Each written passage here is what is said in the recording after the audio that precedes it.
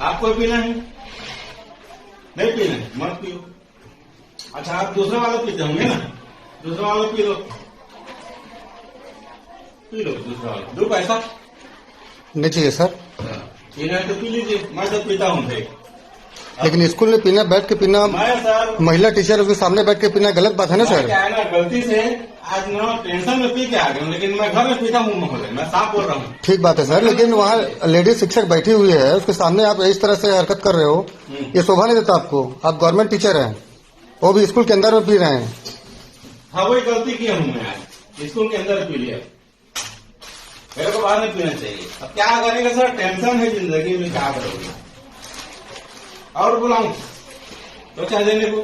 Ma'am क्या कहना चाहते हैं? सरपंच को बुला लो। कौन है ये? कौन? मैम सर कौन है ये? टीचर है, सहायक टीचर है, क्या नाम है? संतोष कुमार तिवारी। वो अच्छा देख लीजिए, उधर लिखा है 4थे नंबर पे। सर, क्या ऐसी करते हैं क्या रोज? अभी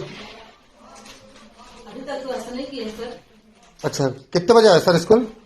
10:30 बजे। 10:30 बजे आया हूँ, सुबह स्कूल है। लिख लो जो भी लिखना है, लिखो।